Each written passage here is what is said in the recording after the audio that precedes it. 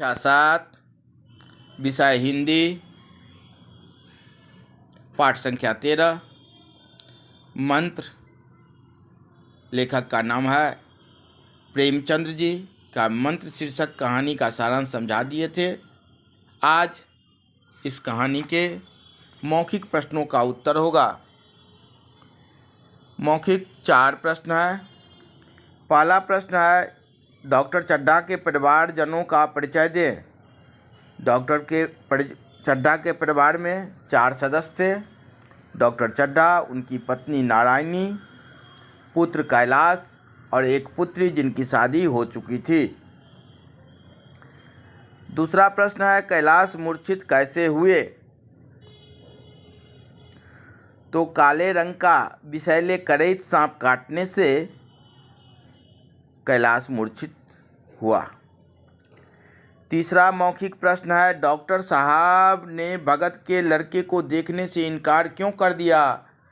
Doctor साहब ने भगत के लड़के को देखने से इनकार इसलिए कर दिया कि वे गोल्फ खेलने के लिए जा रहे थे।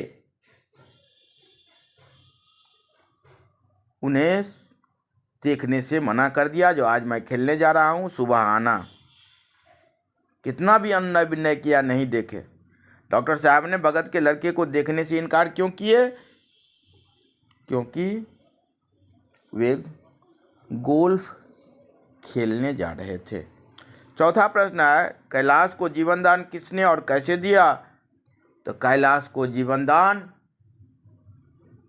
भगत जी ने दिए, मंत्र के द्वारा दिए।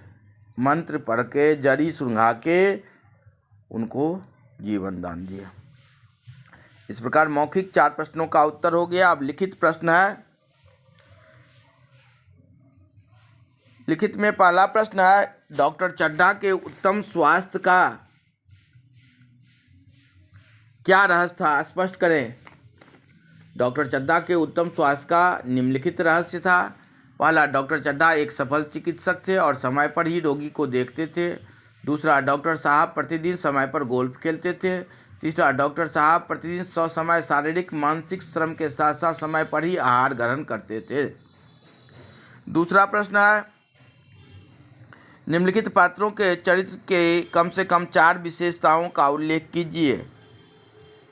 उसमें डॉक्टर चड्ढा, भगत और कैलाश जी हैं। तो डॉक्टर चड्ढा की चारित्रिक विशेषता है, डॉक्टर चड्ढा स्वस्थ युवक थे। वे कुशल चिकित्सक थे। सभी कार्य समय पर करते थे। वे प्रतिदिन व्यायाम किया करते थे। भगत की शारीरिक विशेषता है, भगत जी वृद्ध व्यक्ति थे। उनके 7 लड़के में से एक भी जिंदा नहीं थे, अतः वे दुखी थे। वे परोपकारी स्वभाव के थे। उनका वेशभूषा सामान्य था। कैलाश की चारित्रिक विशेषता है, कैलाश जी डॉक्टर चड्ढा के लड़का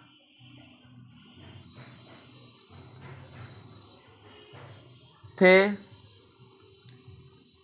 कैलाश जी डॉक्टर चड्ढा साहब के लड़के थे। कैलाश जी प्रकृति प्रेमी थे। ये विविध प्रकार के सांपों को अपने यहाँ रखते थे। सांप काटने के पश्चात जड़ी देकर वे लोगों के विष को उतारते थे। कैलाश जी स्वस्थ युवक थे।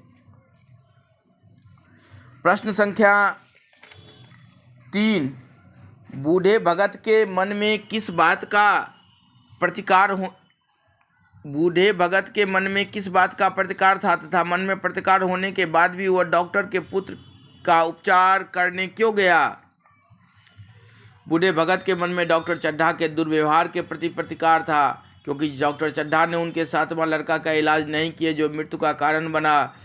मन में प्रतिकार होने के बाद भी भगत जी डॉक्टर के पुत्र का उपचार करने इसलिए गया क्योंकि वे परोपकारी स्वभाव के लोग थे। चौथा प्रश्न है, लिखित में चौथा प्रश्न है, मृणालिनी के मना करने पर भी कैलाश सांपों का तमाशा क्यों दिखा रहा था? अपने शब्दों में लिखिए। मृणालिनी के मना करने पर भी कैलाश सांपों का तमाशा इसलिए दिखा रहा था कि सांपों का तमाशा दिखाना उनका शौक था, जिससे उन्हें आनंद की अनुभूति होती थी। इसी कार्य के लिए वह बहुत सारे सांपों को अपने यहाँ रखते थे। 5वां प्रश्न है, पुत्र को जीवन दान मिलने पर डॉक्टर चड्ढा के मन में वृद्ध भगत के प्रति क्या भाव उत्पन्न हुए? भगत जी के द्वारा पुत्र को जीवन दान मिलने पर डॉक्टर चड्ढा के मन में उनके प्रति ग्लानि का भाव उत्पन्न हुए। वे सोचने लगे, उनके पैरों पर गिरकर अपना अपराध क्षमा कराऊंगा। 6ठा प्रश्न है, उसका स्वास्थ्य। 6ठा प्रश्न है, प्रस्तुत कहानी से आपको क्या शिक्षा मिलती है? तो प्रस्तुत कहानी से हमें शिक्षा मिलती है कि समय पर लोगों का मदद करना चाहिए, नहीं तो जीवन भर पछताना पड़ता है। इस प्रकार पाठ संख्या 13 के लिखित और मौखिक प्रश्नों का उत्तर आज समाप्त हो गया।